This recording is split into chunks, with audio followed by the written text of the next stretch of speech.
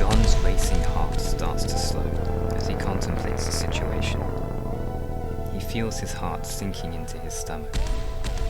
Once again, as if it's some kind of bad running joke, all of the men under John's command are dying horribly, and he can't stop it. If he could just save one person, Sam, that would stop him from losing his mind completely.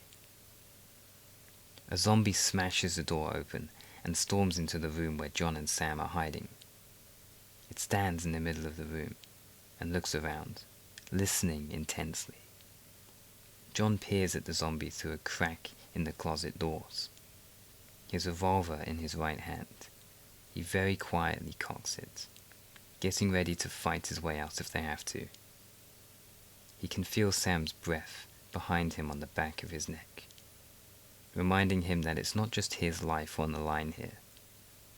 The zombie's head turns slowly and looks through the crack in the closet, directly at John. Just as he's about to shoot, a loud roar rages outside as all the zombies yell in unison. The zombie in the room yells out too, turns and runs out the room, as if being called by something. Sam releases a deep sigh, and John does the same a moment later. They're gone, Sam mutters. The two come out of the closet and slowly move towards the door to leave the room. John creeps slowly outside, his revolver still in his hand. As they emerge, they can see the aftermath of the chaos below them. Several zombies still wander around down there. John can see the corpses of his men, some of them torn to pieces with not much left, some of them getting back up on their own 2 feet, having just turned. Those poor bastards didn't stand a chance. we have to get out of here. Well, we can't get past all of them, John says. He turns to Sam. You said Blossom is in the barn across the field, right? He asks desperately. Sam's eyes light up. Yes! But how can we get there? John looks at the courtyard one more time. Not an option. He turns his head and looks to the stone wall. He moves to take a closer look, over the edge. He can see some torches lit down there, and a little hay piled up at the bottom. They use it to feed the horses that they use to transport the wheat. Sam joins him and also looks over the edge. You can't be serious. Sam says, looking at John, clearly afraid. It's not that far, John says as he holsters his revolver. It's our only chance to make it out of here alive. Come on, I'll take the lead. John jumps up and stands on the top of the stone wall. He takes a deep breath and then takes a leap of faith to the wheat below. John lands on his arse as he crashes into the wheat pile below. It was only 2 stories, and the hay is soft, so the landing wasn't too bad. Sam's body crashes down next to him. John looks to his left to see Sam. You okay? He asks. Yeah. Sam says, taking a deep breath, relieved that she didn't break anything. John stands up and looks around the wheat field ahead of him as he contemplates the situation.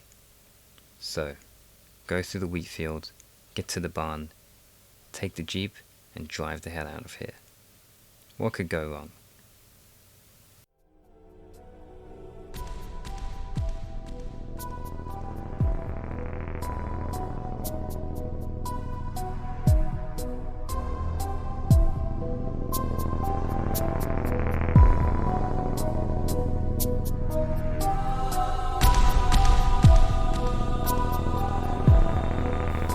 The night is dark and very cold. A full moon in the sky gives some light, making it easier for John to maneuver through the wheat field. Ironic how the monsters come out on a full moon. John can hear crickets all around as he crawls his way through. He can smell the wheat and the wet grass around him. Good thing I don't have hay fever, he thinks to himself. On any other night, the mood in this place would be calm and peaceful. But despite the atmosphere, John's heart is racing. The situation has blown out of control, rapidly. Almost everyone is dead or missing. Dozens of zombies have swarmed the area. Every scuffle in the bushes around him sends another wave of adrenaline rushing through John's body. He stops, nearing the end of the field. He can see the barn from here.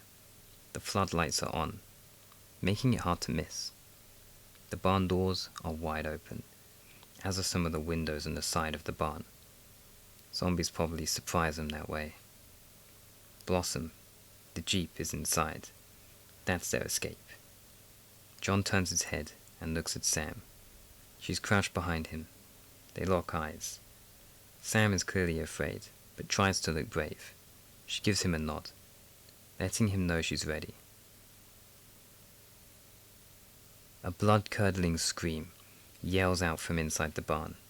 John's head snaps around as he sees Blossom rolling out of the barn. Two men are inside the jeep, one in the driver's seat and another trying to man the mounted gun. Several zombies swarm around them and jump on. They start to devour the men. They try to resist, kicking and punching the zombies, but it makes no difference. The man in the driver's seat is pulled out and quickly gets his throat ripped out. The other man suffers a similar fate. With a hatchet in his hand, he hacks away and holds off several zombies for a few seconds, when one of the zombies pins him to the ground on the back of the jeep and takes a deep bite, killing the man. Never had much luck with barns, John thinks to himself. Blossom thuds on a tree and is stopped in her tracks. The engine isn't on, just the handbrake was off. The zombies jump off the jeep and move off in different directions, perhaps looking for any other stragglers. John feels for his revolver in his holster. "We need that jeep," he whispers. We need the keys. Sam whispers back. They're in the barn, ground floor. John turns his head to Sam and makes eye contact. He speaks very directly, giving orders. "Stay here. I'll get the keys. If you hear shooting, run out and meet me at the jeep." Yes, boss. John unholsters his revolver and moves across to the window on the ground floor of the barn. He moves quietly and hasn't drawn any attention, yet. He looks through the window. A few haystacks and boxes piled up hinders visibility, but he can see the keys on the other side of the barn, and no zombies. John quietly leaps over the window and into the barn. He takes a few steps towards the keys, when a zombie emerges from behind some of the boxes. It walks past, not noticing him. John aims his gun and quietly cocks it, ready to shoot. This zombie looks fresh and very young, just a kid, 17 years old maybe, who's probably one of the farmhands here. The zombie stops and sniffs. It slowly turns its head, its empty white eyes lock with John's. The kid inhales deeply, getting ready to screech, but before it makes a sound, John pulls his trigger, blowing the top half of its head clean off. Suddenly, screeches call from all directions. John has to move fast. He rushes to grab the key, and then bolts for the exit. As he sprints outside, Sam is already climbing into the driver's seat. She sees John approaching Blossom and yells out. Keys! She yells, holding out her hand ready to catch. John tosses the keys to her. She catches them and quickly spins around to start the jeep. John hops onto the back of the jeep. This mounted machine gun will definitely come in handy right now. As the jeep starts, a hand tightly grabs John's leg. The man who was devoured in the back of the jeep seems to be awake. John cocks his revolver once again and splatters the floor of this man's brains. As the jeep starts to reverse off the tree, John holsters his revolver and takes hold of the machine gun with both hands. Emerging from the trees, he sees Ellis once again. Things seem quiet for a moment. He has a very intimidating presence, and a look of death in his red eyes. As Ellis lets out his roar, John can almost feel his voice inside his head. Zombies all around scream and appear from the tree line, sprinting straight towards John, almost as if he had been marked. Blast that whitey! John cocks the machine gun and lights up the tree line, blasting zombies all around as Sam puts her foot down on the pedal. Sam drives towards the road near the barn. Blood, limbs, and wood splinters all around as John fires his gun. Several zombies are rammed and bounce off the front of the Jeep. Many zombies cling on, but as the vehicle picks up speed, most of them fall off. Sam smashes through the wooden fence as she reaches the road. Dozens, or maybe hundreds of zombies are running after them, or running through the trees next to them. John hears a yell as a hand slams down on his knee. Apparently, one of the zombies that was clinging onto the Jeep made it. John pulls out his revolver, but the zombie grabs onto his hand, preventing him from getting a good aim. The zombie wrestles John to the ground. The Jeep bumps up and down as they go over rough roads. Sam can't stop the Jeep to help, or else the other zombies would catch up. John manages to slam his leg onto the zombie's chest, holding it away from biting distance, but it clings on tight to his hand, knowing the threat that the gun poses. John slides his left hand along the floor for anything that he can use. Mostly he only feels blood and brains from the man before, but a miracle happens as he gets a hold of the hatchet that the man had before. John takes some very aggressive swipes to the zombie's face with the hatchet, putting all of his energy into saving his ass. But he doesn't have a very good angle. His swings take chunks of skin and bone out of the zombie's face, but doesn't reach the brain. The zombie, in desperation and anger, slams a powerful punch into John's jaw. He can taste blood, and some of his teeth feel pretty loose. Sam runs over a bump on the road, and both John and the zombie are flown into the air a little. As they come crashing back down, John manages to land a powerful kick into the zombie's face, pushing it off of him and towards the back of the Jeep.